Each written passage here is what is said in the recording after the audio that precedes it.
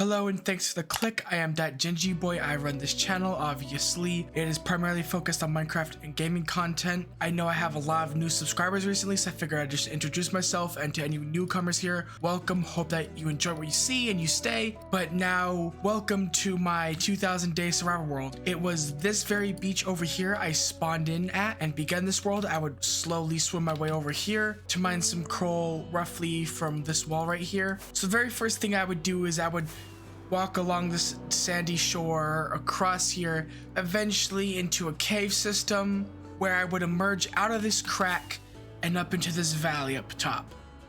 And here is my starter base. So over here we got this starter house, which was probably the first largest initial success I had seen on the channel up to this point. And then I would build this wall and this bridge, this mine. That building over there, this little stone outcrop, is where I keep my villagers. It would come much later, but this is where I keep all my villagers for right now. And up over this mountain would actually be my little farming area. I still build farms out here. This is where I keep most of my farms, just so they're all in one AFKable area. It is pretty far from my main base, but I just fly out here every time, and it's just, I think the convenience is worth it. Of course, the first farm I built was this gunpowder farm, shortly followed by the sugarcane farm, which is behind that sheep farm. You can just barely see it. Then the iron farm, kelp farm, sheep farm, then bamboo farm. But anyways, across the longest ice boat pathway I've ever built, nearly 30,000 blocks over the overworld, so about divide that by 8, it's how long this tunnel is my base. Well, you haven't really seen the back yet, it hasn't all loaded in. So in the back is, at the moment, the main focal point of the base. It's my giant factory. Looks awesome. Took forever to build. All this brick was the hardest thing imaginable to get, and even about half of it's terracotta, and it still took forever. I am absolutely in love with this build. I think it looks awesome. And inside is my super smelter. The only thing super about it is how it's super inefficient.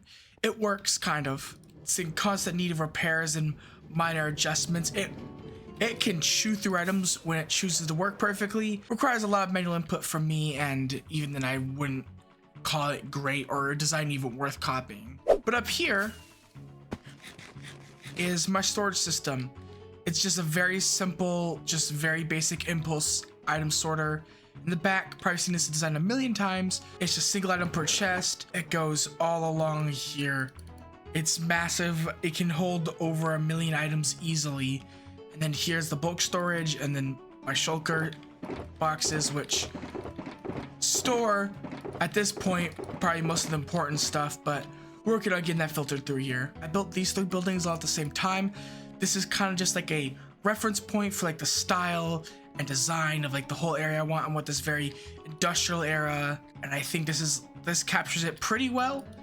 Obviously, I've got a lot of work to do out here, but at some point, wherever you see a road, I want to have houses like these dotting the edges. Speaking of roads, in the most recent Let's Play video, you have not actually seen these roads yet. So, bit of a spoiler, I expand them. They take up most of the area now, and they cover most of this inner wall area. And these 2 walls are my Renaissance era walls, or like later, whatever. I like these walls because they're primarily focused on not using stone brick, which they accomplish very well through a combination of mudstone brick, in-stone, and in-stone bricks. Very similar to the Star Fort, which also can't go unmentioned.